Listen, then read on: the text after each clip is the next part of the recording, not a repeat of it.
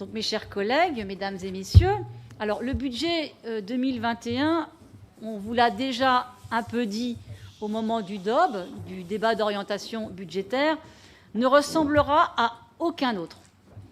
Tout simplement parce que, vous le savez, la situation dans laquelle nous sommes toutes et tous depuis désormais plus d'un an ne ressemble à aucune autre que nous avons vécue jusqu'à maintenant. L'épidémie de la Covid-19 a non seulement tué des millions de personnes à travers le monde, et je veux ici ce soir avec vous avoir une pensée pour toutes les malacofiotes et les malacofios qui ont été emportés par cette terrible maladie et ce virus, mais vous savez aussi que ce virus a tout bouleversé. Il a bouleversé nos vies, nos économies, nos organisations familiales, sociales, sportives, culturelles, de tout genre, de tout type, et nos relations sociales. Cette crise a fait basculer dans la précarité et l'isolement toute une partie de la population. Elle a été un révélateur d'inégalités sans précédent et, dans le même temps, un accélérateur d'entraide et de solidarité innovante. Parce que oui, quand on est en difficulté, eh bien aussi on sait faire de la solidarité et notre service public l'a montré. Et du jour au lendemain, il a fallu que notre ville, comme toutes les villes de France bien sûr, affronte cette crise aux nombreux visages. La crise sanitaire, économique, sociale, la crise psychologique, dont je pense que nous ne mesurons pas encore les effets néfastes. Et nous avons toutes et tous mobilisé tous les moyens et toutes les énergies dont nous disposions, à commencer par le personnel communal, dont l'engagement, je crois, a fait honneur au service public. Et je tiens ici, avec l'ensemble des élus de cette majorité, mais je crois que je peux aussi vous associer, si vous me permettez, les élus d'opposition, les remercier les agents, remercier les responsables de service, les directeurs et les directrices, et remercier la direction générale qui a été sur le pont à tous les moments. Je vous remercie également, vous, élus, parce que je sais combien vous avez des envies de dialogue, des envies de changer le monde, tous, même si nous n'avons pas le même projet politique, on a tous envie de changer le monde, et ensemble, majorité et opposition, nous sommes au service des malacofiotes et des malacofios.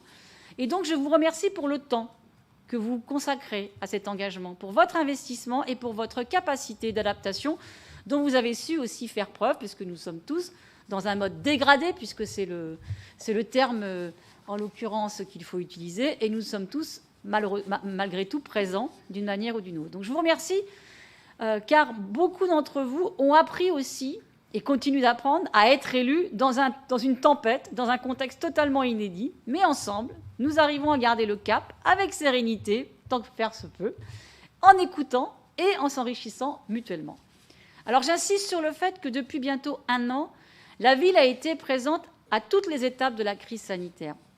On a commencé par la fourniture des masques, rappelez-vous, aux habitants, gratuits évidemment, et au personnel communal. On s'est adapté à peu près à tous les changements qui avaient lieu régulièrement, et l'adaptation perpétuelle de nos équipes au contact de la population a été révélée comme positive. La mise en place des tests par le passé, mais également au sein du centre de santé, parce que ça se poursuit, et puis aujourd'hui, dans le centre de vaccination, qui est la priorité du moment, puisque ça, vous le savez, ça engage beaucoup nos soignants locaux, et qu'il faut travailler beaucoup d'arrache-pied, et on les remercie aussi. Donc notre engagement a été total et franchement, encore, je vous remercie. En parallèle de cette gestion de crise, nous n'avons rien mis de côté. Évidemment, nos 150 engagements dont nous avons commencé à discuter ce soir, on ne va pas tous les faire ce soir, je vous rassure, mais 150 engagements concrets que nous avons pris devant la population, nous avons continué à les consolider et à mettre en œuvre et à renforcer et à développer ce qui fait de Malakoff une ville sociale, une ville écologique, une ville en transition, une ville engagée pour une démocratie vivante. Alors le budget 2021 sera mis au service de cette ambition comme bouclier social et écologique.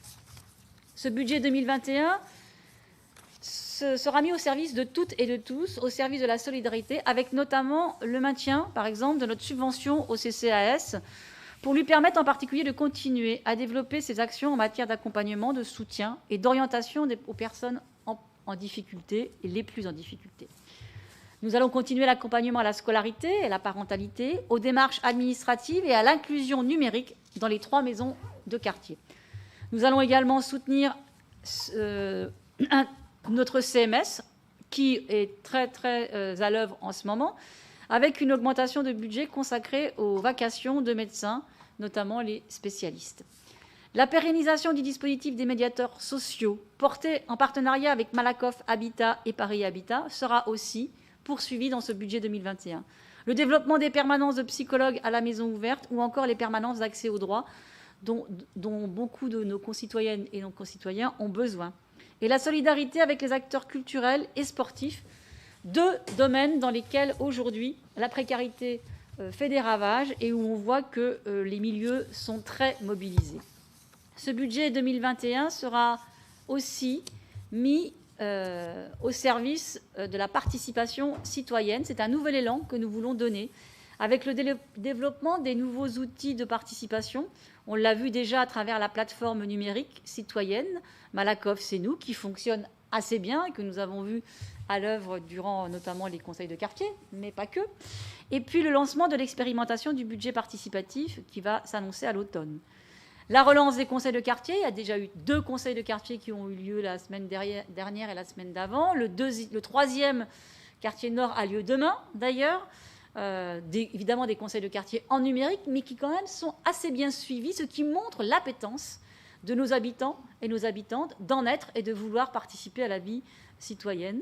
Et puis le maintien du budget des subventions aux associations que nous avons par ailleurs voté, avec une augmentation pour les associations de solidarité, tellement sollicitées dans la période. Alors oui, face à la crise, Malakoff continuera d'avancer. L'un de nos marqueurs forts, c'est cette volonté, c'est notre politique d'investissement aussi, parce que nous investissons plus de 18 millions d'euros de dépenses réelles. Et je tiens à rappeler que cet indicateur des dépenses, c'est vraiment important parce que nous avons en gros 443,83 €, vous voyez comme c'est précis, monsieur Oliveira viendra dans les détails tout à l'heure, de dépenses d'équipement. D'accord ? Donc on est au-dessus de la moyenne des villes qui sont de la même strate, puisque la moyenne est à 394 €.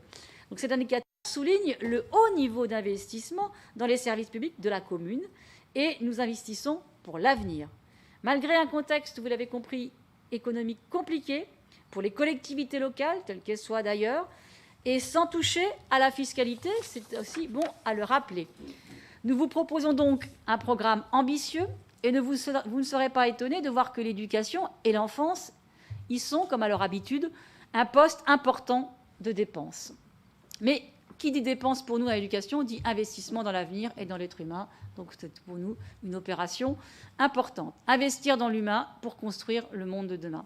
Nous poursuivons aussi notre investissement massif au service de la qualité et de l'accueil des enfants et de la petite enfance, avec des investissements majeurs comme la rénovation de l'école maternelle et élémentaire Paulette Nardal, qui inclut notamment le développement des cours Oasis. On parlait tout à l'heure de biodiversité, de réduction des îlots de chaleur. Ça fait partie du programme que nous avons également des cours Oasis. Nous investissons également dans la crèche Paul Vaillant-Couturier et la poursuite de l'acquisition de la prochaine crèche Wilson, qui sera ouverte en 2022, je pense, j'espère. Des travaux d'embellissement du groupe scolaire Langevin également et la poursuite de la rénovation des cours Fernand Léger et de l'aquarium. Les études pour la reconstruction de la crèche à Volée sont également prévues et les travaux dans les centres de vacances, parce que n'oublions pas que même si aujourd'hui les vacances sont fortement compromises depuis un petit moment pour les enfants, nous continuons d'entretenir nos centres de vacances à Megève, à la Tremblade et à Fulvie, parce que même s'ils sont préoccupés, il faut entretenir les bâtiments.